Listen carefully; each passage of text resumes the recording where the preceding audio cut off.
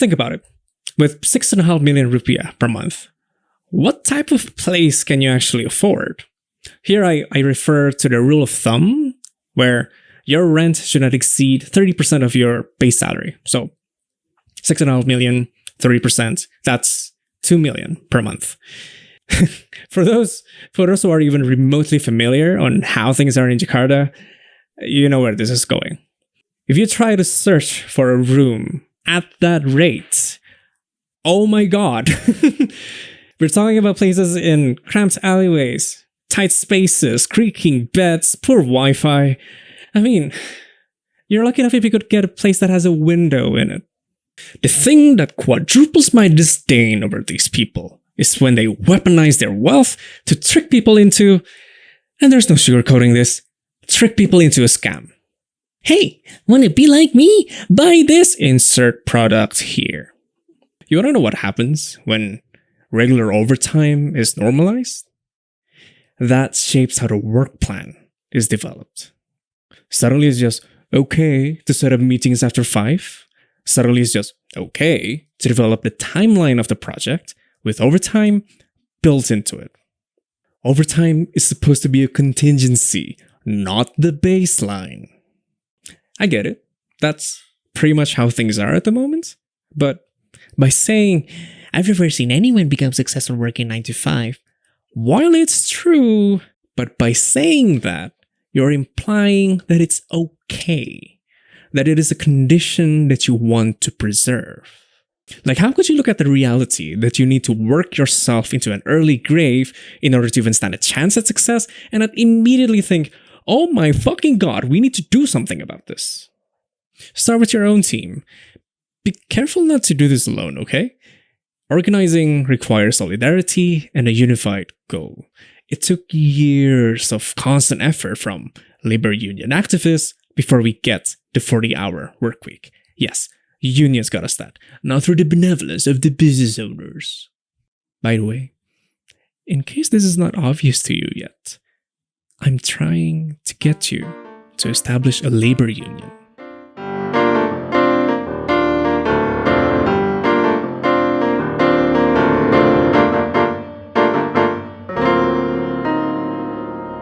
Hello there. Welcome to the Pit of Tensions. It's been a while, hasn't it, since we last did one of these videos. Initially, I wanted to make this video about my personal reflection on the pandemic. There's an entire script for that, actually. Still in work in progress, though, because for some reason I can't seem to finish it. I guess I've lost interest midway, but I guess we'll see if I can actually finish it in the future. Maybe I'll chop it into several segments, and because it covered several points anyway. I've been trying to upload 2 videos per week as well, which significantly amped up the amount of time I need to allocate for editing. I've been trying to do some live streams here and there, mostly on the weekends. And Elden Ring came out. Right, there's also that. Most of my live streams right now are about Elden Ring, me going through the side quests and whatnot. And yeah, I still have my 9 to 5 job. So yeah, that definitely affects the amount of time I can actually invest in this channel. Anyway, let's not dilly-dally. Let's talk about TEDx. So, last year I got invited to this event by TEDx in collaboration with my university. The theme was Disruptive Era, where it's broken into several subtopics. It has education, health, and finance. Now, I was asked to talk about finance by one of the curators, which also happens to be one of my juniors. It's probably one of the reasons why I got invited in the first place. Shout out to her, thank you for considering me. Initially I was a bit doubtful about the idea though, because when you think about finance, you would probably expect someone to talk about financial planning, how to invest, how to allocate your income, optimize your spending and whatnot, which I'm not an expert of. So I conveyed this concern of mine to her, but she insisted, saying that I must have something insightful to say. So I gave it some time, and eventually I came up with an outline, which then eventually became my TED Talk, which is called Keep Calm and Organize. Technically, leading up to the events, there's actually a dress rehearsal. We did it through Zoom. which actually serves as a way for them to have a backup. So they would record the session so that in the case that I could not attend the event, they would have something to show. Due to some internet bandwidth problems, it didn't really go well. So, I mean, I have my own gear, so I proposed like, hey, why don't I record it myself and then send it over to you? How does that sound? And they said, yes, please, that would really help us. So yeah. I understand that this means I could have just uploaded that video, but I figured, why don't I just walk you through? Plus, there were some last minute changes. I basically exceeded the time limit. They only allocated 18 minutes per speaker, and they're very strict about it apparently. And you know me, I'm very terrible when it comes to time limits. And I feel that, I mean, it's going to be more insightful anyway if I were to expand on the things that I talked about. So yeah, I don't think that video is useful anymore. Quick thoughts about the whole thing. First of all, it was an honor, of course. It's been a long time since I last got the opportunity to engage in public speaking. Thankfully, I've been doing this YouTube thing for over a year now, actually. Wow, would you look at that? Because without that, I'm pretty sure I would have been severely out of touch. Especially when you consider the fact that I had to engage my fiery speaker side. Which is probably another reason why I don't think the video that I submitted to them would make the right fit for my YouTube, because it's not the approach that I want from my videos here. Like, I understand that sometimes I allow that side of me, that preachy side of me, to get the best of me from time to time, but I try to be conscious, okay? Because I understand that a lot of people would get put off by it. So yeah. Anyway, so what is keep calm and organize?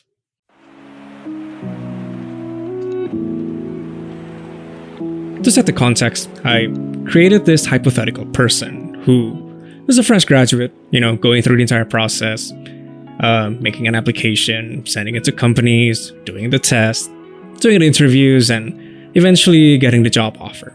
In this hypothetical, the job offer is worth 6.5 million rupiah per month, excluding, overtime, bonuses, taxes, social security. You know the drill.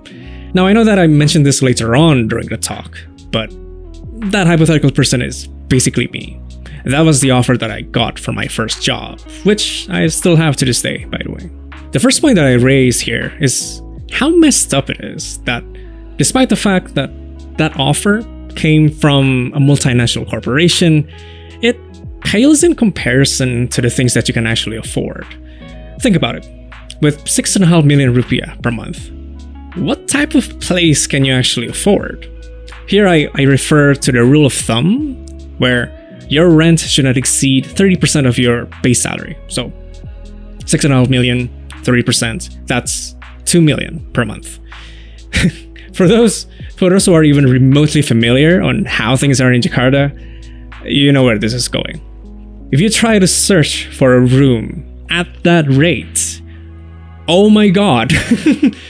We're talking about places in cramped alleyways, tight spaces, creaking beds, poor Wi-Fi. I mean, you're lucky enough if you could get a place that has a window in it. Although, in all likelihood, even if it does have a window, it'll be one of those that are facing the hallway. Like, what is up with that? It's such a bizarre design choice that has somehow been picked up by a lot of places. I hope I'm not being weird here. If I want to have a window in my room, I would want it to face the outside so I can get adequate sunlight, fresh air. The main reason for having a window? It baffles me because not only is it pointless to have these hallway facing windows, it also means there's less privacy. It's so disappointing that there's no building code that regulates this. It's frankly inhumane. Some of you might respond to this by saying, well, it's the business district. Of course it's going to be expensive. What do you expect? To that I say, bullshit. There's no justifiable reason why someone could not afford a decent living space that's also accessible to their workplaces. If lower property prices are not possible, then maybe, just maybe, the company should consider that when they're setting their wages. I know that's that's never going to happen. or maybe the government should crank up the minimum wage so it reflects the true living cost in Jakarta. I know sadly that's also an unlikely scenario. It's not like we don't have the spaces, you know. I mean, I'm pretty sure it's general knowledge by now that most of these apartments are, well, empty. I actually remember there's an acquaintance of mine, they posted an Insta story reacting to a tweet posted by someone else that pointed that out, that there's a huge vacancy rate with these apartments because wealthy people have been using it to invest. They responded to the tweet by saying, and I'm paraphrasing here, "Why are you blaming us for wanting to invest? It's our money. It's up to us to do what we want with it." That's probably one of the most psychotic things I've ever read in my entire life. It's so revealing how little they care about other people. There's an entire discourse about this, of course, about how these wealthy people have been investing in these fancy apartments, and how that basically distorts the market by incentivizing the developers to keep building them instead of affordable and decent living spaces. It's understandable. Huge quotation marks here. Understandable with huge quotation marks here. If you're abiding by market principles. As a property developer, your driving motivation is so that your properties are sold at the highest price. So these wealthy people are facilitating that desire, of course. However, because they're only using it as means of investment, they're empty. They're not using it. Even if they were to rent it, no one can afford it. What should we do about it? I honestly haven't read enough into it, but it seems that high density housings are encouraged. I can see how the recent luxury apartment crisis, which is probably one of the most crybaby things I've ever seen, can actually be used by the government. They could acquisition these properties and then repurpose them as affordable, decent living spaces. I know that's never going to happen, but hey, one can dream, can they? Anyway, to get back to the original point, just to keep things in perspective here, we're talking about someone who got into a multinational corporation. The same would apply if you got into one of these startups. Don't you find it astonishing that despite the fact that these industries are highly competitive, filled to the brim with international graduates, and yet you can't even afford a decent living space without sacrificing your need to save? Unfortunately, that's how things are. You would have no choice but to simply suck it up.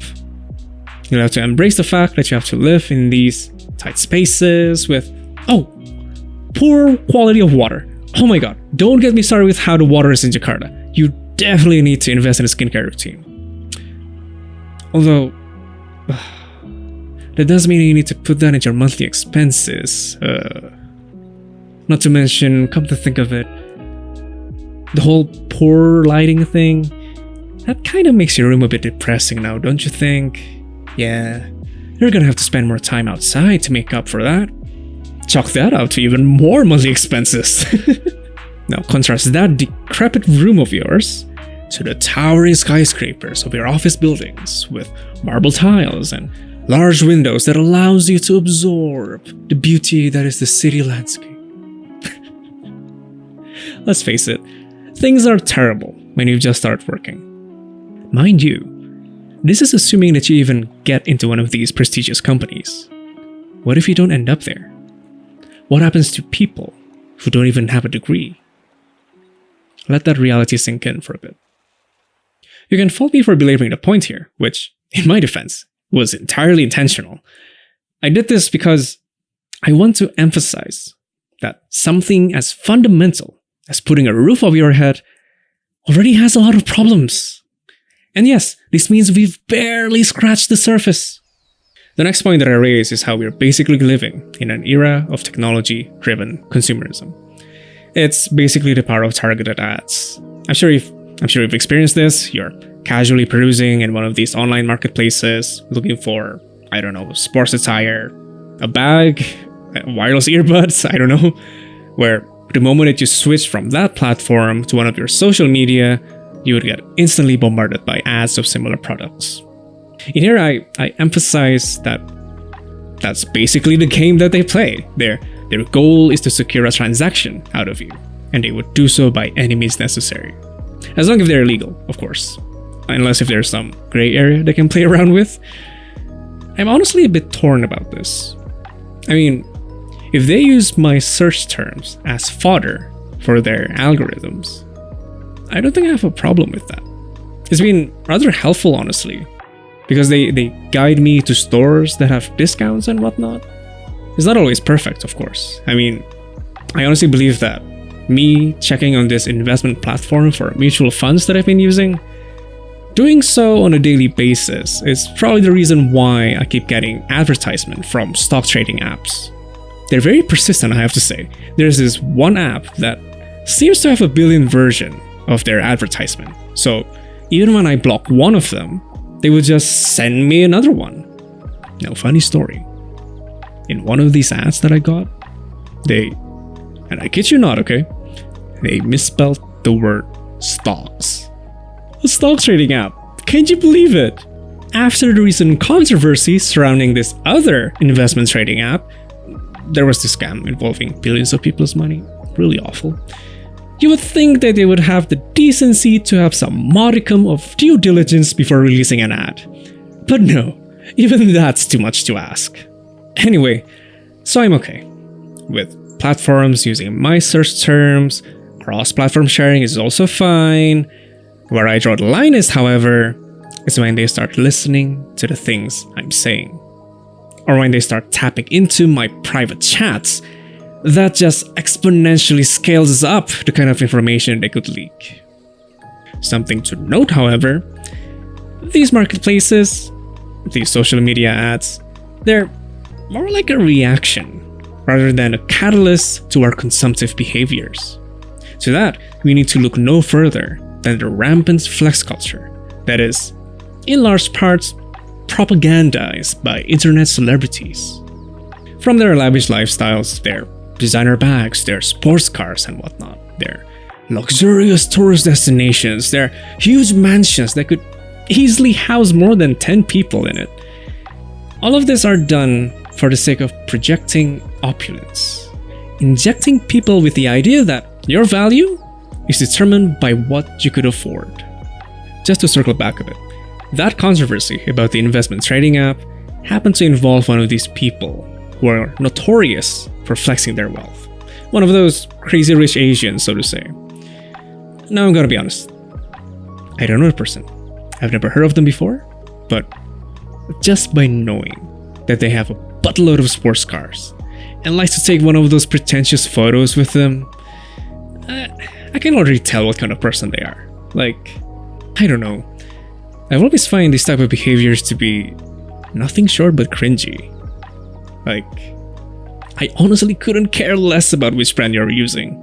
And whenever someone makes a point about their exorbitant wealth, I'm like, yeah, sure. But why?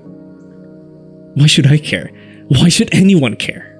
The unfortunate thing is that, well, people are into it. These decadent people. They serve as an escapism for people from the middle to lower class. People who are, usually, are only one missing paycheck away from falling into poverty. Those who are stuck in the dead-end jobs that they're not happy with.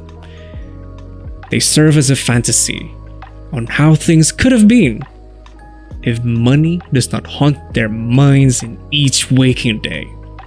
At the same time, however, as we live vicariously through them by religiously following their activities on social media, because people can be very obsessed with their lives, what that does is that we begin to subconsciously think, I can be like them.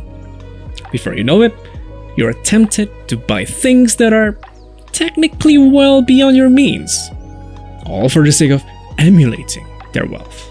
Savings and investment, they dissolve even further into the background. The thing that quadruples my disdain over these people is when they weaponize their wealth to trick people into, And there's no sugarcoating this. Trick people into a scam. Hey, wanna be like me? Buy this, insert product here. Whether it is a book, an investment class, or a multi-level marketing that always pretends that they're not a multi-level marketing. Word of advice, if the business model involves getting more people into it, and the more people that you get involved, the higher the bonus that you would get, that's a multi-level marketing, no matter what they try to tell you what it is. I'm sure you've seen this type of disgusting strategy.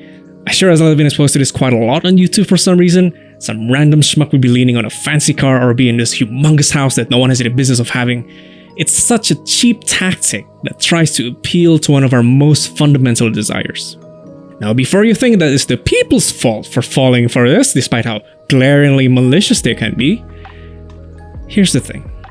When you're living paycheck to paycheck, that's bound to take a toll on you.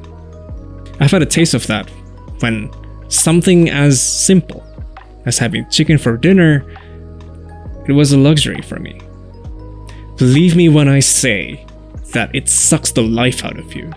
The fact that someone who's wealthy and successful comes in and offers you a key to escape from this terrible condition, of course people would gravitate towards that. Some people might respond to this by saying, well, you're just jealous. You only say this because you couldn't afford it. To that I say, cry harder. You're nothing but an empty shell of a hollow person. Or another response, which is surprisingly quite common, is that people will say, you're only saying this because you don't know what it's like to have money. Like, jeez, what the fuck, dude? Honestly, cope. I'm sorry that you don't have a set of principles or lack the spine to have one. Speaking of coping mechanisms,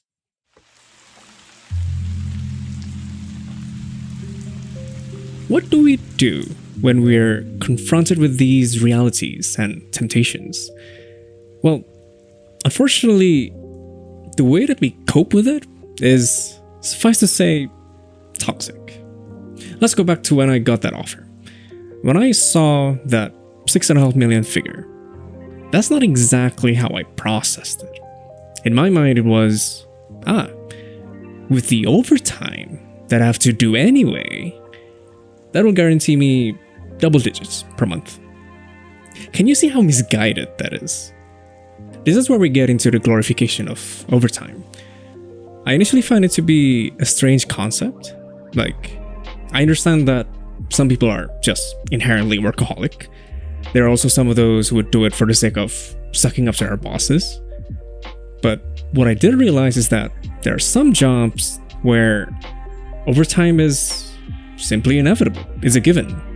My job included, or at least that's how it used to be. Before I started working there, I did an internship, and during that time, I know that I would always be the first one to leave because everyone else would always be doing overtime. It's actually a bit funny. Some of you might think that I was pretty lucky for not getting dragged into doing overtime as well. If anything, they would actually kick me out, saying, hey, go home, you don't get paid to do overtime. So I guess that's nice. In retrospect, however, why only I get to go? Funny enough though, when I actually started working there as a permanent employee, there were many times when I did more overtime than I should. I'm pretty sure that during my first year, I mostly worked 12 to 14 hours a day. And mind you, this is not just when we had to meet some deadlines or anything. There were plenty of occasions where technically I could very well do the work the next day. Why did I do it? Honestly, to prove my worth. I was surrounded by people who graduated from international universities, from the US, the UK, Australia, either that or top public universities. Even though I did come from a pretty reputable private university, I know it might be strange to hear for some people, but here in Indonesia, public universities actually have more prestige compared to private universities. So even though I did come from a pretty reputable private university, for some reason, the development economics department is, suffice to say, the outcast. So yeah, I felt intimidated that I needed to compensate for my existence.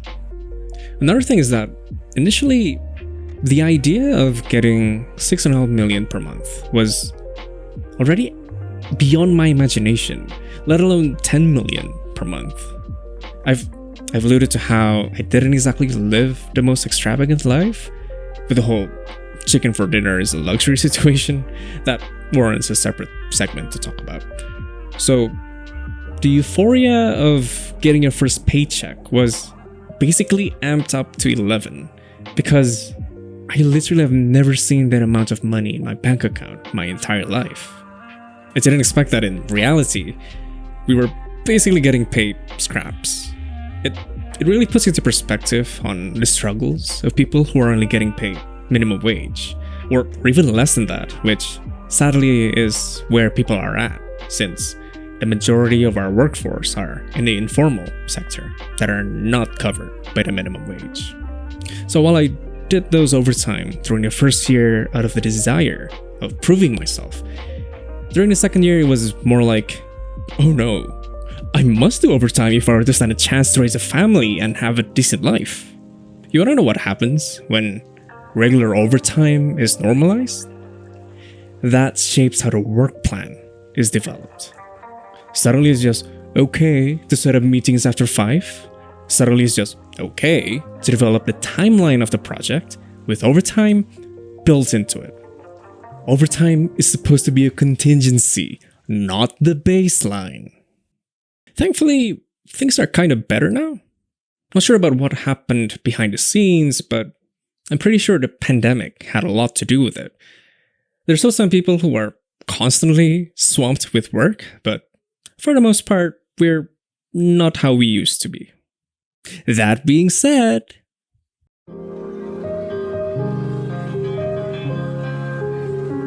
from there I segued into this phenomenon of self-help gurus, corporate edition.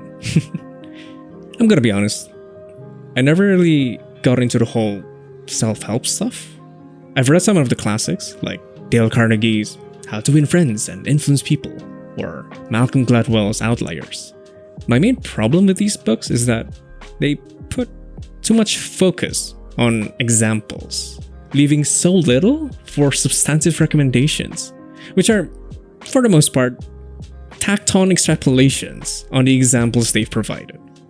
I don't know about you, but I couldn't give a rat's ass about some highly specific set of circumstances that led to someone's success. That's like 80% luck. But hey, if that works for you, if that makes life in this godforsaken system more bearable, good for you. Something that has been happening, however, is how some of them have been focusing more on the corporate demographic. These productivity gurus who have essentially ascended into internet stardom for saying psychotic shit like, I work 80 hours per week to get myself to where I am today, or I've never seen anyone become successful working 9 to 5. Now, funny story, the second quote there was actually from the other speaker who got to talk about finance. They got into a bit of a controversy when they tweeted that. Like, I get it, that's pretty much how things are at the moment, but by saying, I've never seen anyone become successful working 9 to 5, while it's true, but by saying that, you're implying that it's okay, that it is a condition that you want to preserve. Like, how could you look at the reality that you need to work yourself into an early grave in order to even stand a chance at success and not immediately think, oh my fucking god, we need to do something about this? This is when I start getting into hustle culture, a movement that is plagued by people who sell this illusion that everything can be solved through hard work. It's the whole pull yourself up by your bootstrap mentality, that if you try hard enough, you can be just like them. But if you fall short, then it's your deficiencies, it's your failures, it's you. Downplaying whatever systemic reasons, which, without some extraordinary circumstances, are bound to keep you where you are. So what happens is that when these hustle culture gurus are trying to sell the novelty of their success, how they were able to change the business landscape through unconventional means, whether it is quitting their jobs, dropping out of college, starting from a garage, loosely benefiting from slavery. What happens is that they would gloss over the fact that these businesses, these novel cases are, well, novel. They're rare. They're exceedingly rare. There's a reason why, for startups, we're able to pass a certain threshold. You know what they're called? Unicorns. Your chance at being able to make your idea become a reality is close to that of a fairy tale. It creates this unrealistic expectation that everyone has to become an entrepreneur in order to become successful. It's almost a given nowadays that everyone's financial end goal is to have a business. It's almost strange for anyone to say that they don't want to have a business. People would scoff at the idea and say, "Don't you want to be rich?" Well, bucko, here's the thing. Not everyone can be an entrepreneur. You've probably seen some of your friends, your family, or chances are you're probably one of these people even who've tried their luck starting your own small business, selling whatever it is that's trending at the time. For instance, earlier into the pandemic, it was iced coffee for some reason. Before that, we had sate taichan, banana nuggets, or keripik setan even. Remember those? Sure, a lot of them might have closed due to the fact that, well, they were only selling what's trending, so it's bound to die out at some point.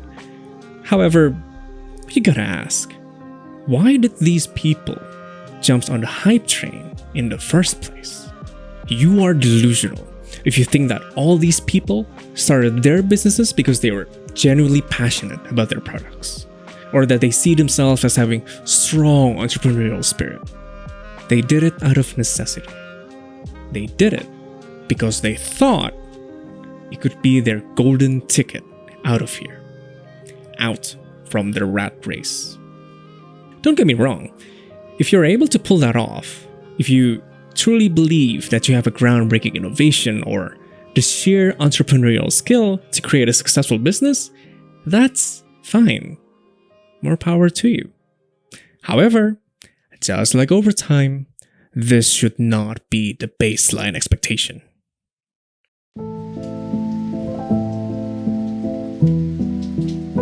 Now we get to the heart of the topic. What can we do?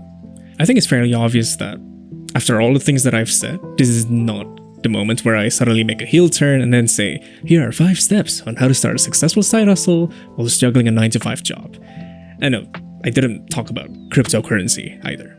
I did make a point that while it would be great if you're more ethical with your consumption, if you came from the low to middle class, when you purchase one of these fast fashion products, you don't exactly treat them as fast fashion.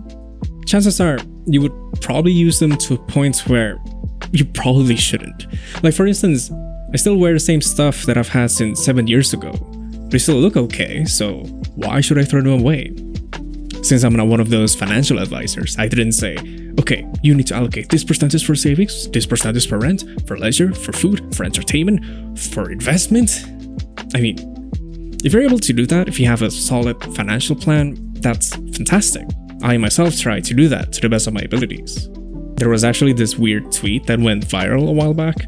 Basically, they were showing how you can still save, quote unquote, even if you're only earning 3 million a month or something.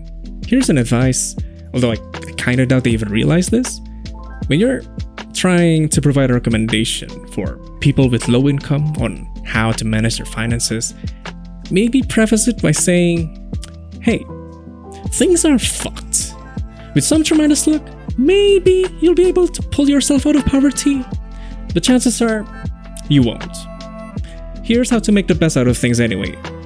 Going out of your way to say that people are being ridiculous for saying that they can't afford to save money while having wages that are basically borderline abject poverty is just another example of how out of touch people can be. I mean, hey, I don't live in poverty. I once lived precariously close to poverty, but never really fell into it. Even then, I understood how unrealistic it is to have savings, let alone investment. That is what it means to live paycheck to paycheck. Or, in the case of people living in abject poverty, living one day at a time. Whatever the case may be. While these are solutions by their own rights, they're more like quick fixes, aren't they? They're ways to work around the system. They don't really tackle the core of the issue. To get back to the previous bits, you're still forced to live in that small room with the abominable hallway-facing window. If you happen to be one of the lucky ones that could genuinely cut down your work hours and still be able to meet your needs, by all accounts, do it. I think one of the main things that we've been able to learn from the pandemic is how severely overworked we are. When the workload dropped down, it was honestly touching. Being able to see people spend more time with their loved ones, picking up on new skills, whether it is gardening or cooking, reading those books that's been resting on the shelves for years. You have the privilege of time. Use it. It's not that simple, you might say. I agree. To deal with that, let's go back to basics. Organizing. There are several ways we could go about this. If you can set an example, that's great. You can begin by strategically reducing your workload to a point where you're not constantly at a risk of a burnout. That's definitely a term that's been taking center stage lately, burnout. I sure as all know how that feels like when your motivation to work is just completely gone, where nothing is just enjoyable anymore. It would definitely help if you could share what life is like with your new and healthy 9-to-5 routine. Whether it is posting interesting quotes from books you've been reading, new recipes you've tried, going to cafes, or watch movies or series that you've been wanting to watch but can't seem to find the time to do it. Or, in my case, I guess, is posting YouTube clips. A lot of people have asked me, how the hell does a consultant find the time to make regular uploads on YouTube, or even post movie reviews for that matter? Honestly, a lot of that had to do with momentum. When the pandemic started in early 2020, I witnessed a significant drop in workload, and I've been keeping it that way ever since. I cut down my work hours, I avoided handling multiple projects like the plague, and I established strong boundaries with work. Not just with my managers, mind you, but mostly with myself. It's actually easier said than done. For the workaholics out there, I see you. Now, there's more nuance to this, involving some existential crisis which may or may not have led to me becoming a not so reliable person in the team. Yeah, this is supposed to be part of the personal reflection on the pandemic, which I will get to eventually, maybe, if I feel like sharing that personal moment. Anyway, okay, we are digressing again. Apart from leading by example, try to encourage your colleagues to rest as well. I say encourage here because this is definitely something you'll need to ease people into. So definitely don't come barging through the door and scream, "Workers of the world, unite!" Forget about that. Remember, when you're trying to enact change, especially for something that has been generally accepted as the status quo, people's natural reaction is to be defensive and skeptical. Within the context of trying to get people to take it easy, I feel like this has a lot to do with how our work environments can be very competitive at times, filled with overly ambitious people who would go out of their way to throw people under their bus so that they would come up on top. I am fortunate enough to be spared from this experience. I work in a team where the word solidarity actually means something for once.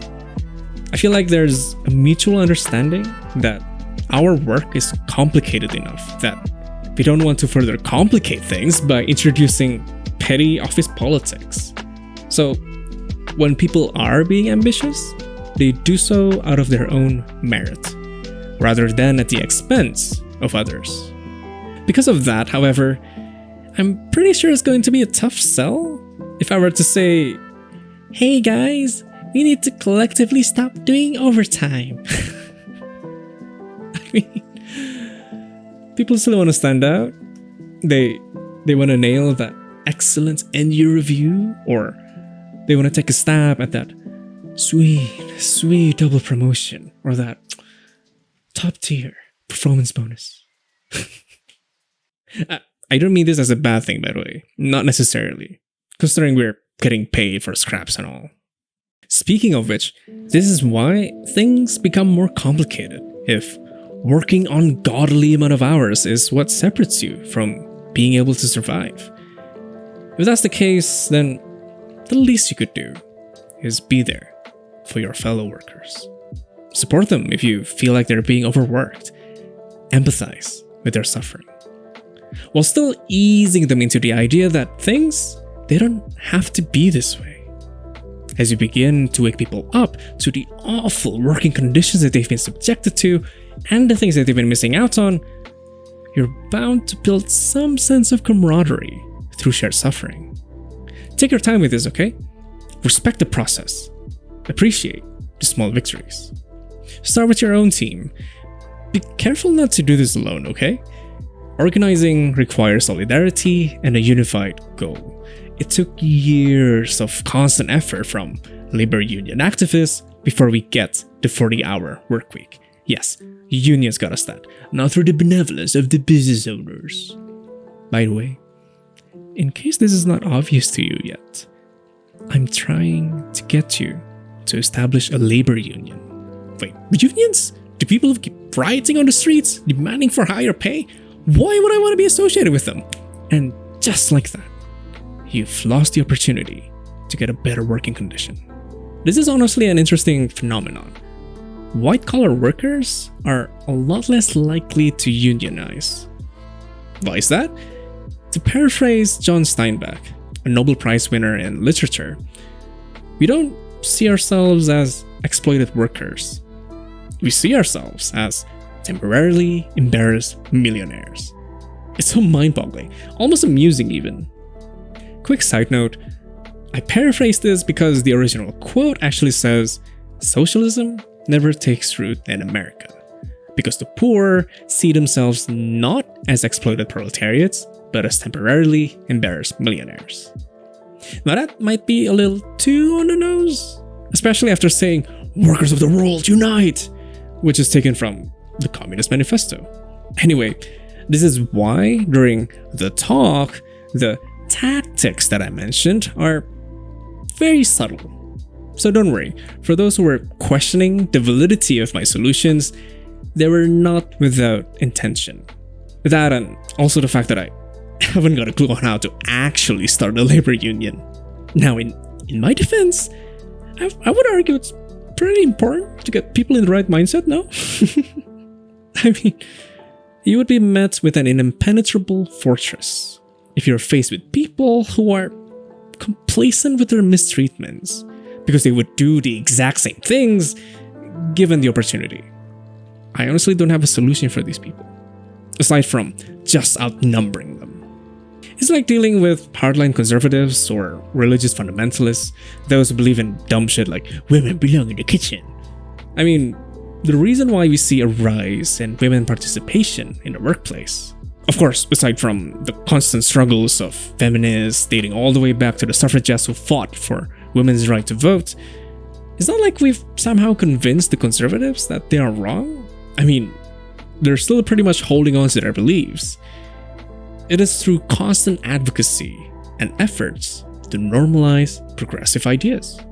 You see, what I've come to realize is that most people, they're apolitical. They don't spend hours on end to develop principled, rigorous positions on political issues. Unfortunately, as a result, this means that people would believe what they're told to believe, mostly from media, or chat groups, or, and I'm being self-aware here, from content creators. However, at the same time, this doesn't mean that usually It only requires a couple of minutes of well-constructed counter-narrative to move their position. Some requires multiple repetitions, of course, but you get the idea. When it comes to improving our working conditions, most people have basically accepted that things are just the way it is, and that there's no alternative. Not to mention when labor unions are protesting, they've garnered such a negative reputation that we dismiss them as merely people causing disruptions. My response to that is this. Don't you find it interesting that Jakarta, which is not only Indonesia's capital city, but also its business center, it does not have the highest minimum wage? It falls short compared to Bekasi, one of our most industrial cities. Wanna know why? That's where the unions are the loudest. And yet, when they continue to fight for a living wage, because, let's be honest with ourselves, 4.5 million a month? That can barely get you anywhere. The general reaction tends to be pretty negative. Why do they keep asking for more? Which, you gotta admit, the subtext is pretty obvious here. How dare these factory workers think that they deserve to get paid more than I do? Or, some of you might also respond to this by saying, what do you expect? It's the market. It's Econ 101. I'm so perplexed with how quickly people would refer to this argument, as if the market is some omniscient being. Business owners don't go around and say, I'm so sorry. It has been ordained by the market that you simply don't deserve a decent life. I mean, I would love to pay more, but what can I say? My hands are tied. Markets are amalgamations of individual preferences, usually illustrated with one or more stakeholders. In the case of the labor market, it is between the employers and the employees.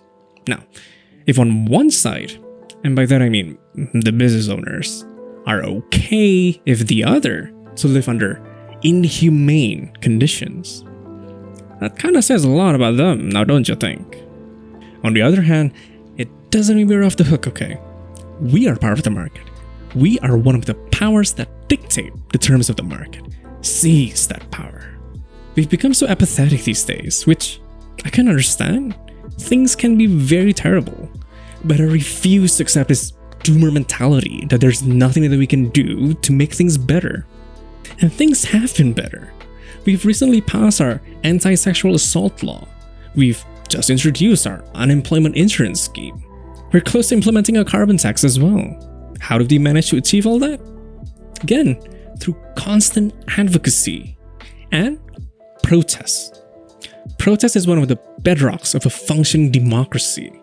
So when you see people are taking it to the streets, fighting for a progressive cause, if you can't join them, at the very least, show your support. Better yet, donate. Usually they have an account set up to support the protesters, whether it is for food or, of course, medkits once they get beat up by the police. Let's show that we want them to succeed. Even though chances are they would only get a fraction of what they're going for, counting if they're lucky, that is. Other than that, just to bring it back to labor unions here, what if me and my fellow workers organize and push for the same demands? Can you imagine what we can accomplish if there is a massive labor movement that transcends industries, one that includes white-collar workers as well? Again, I implore you, stop working with the mindset that you're a temporarily embarrassed millionaire. Most of you already label yourselves as corporate slaves, for God's sake. Why on earth would you want to perpetuate a system that seeks to prevent people from getting some semblance of a decent life?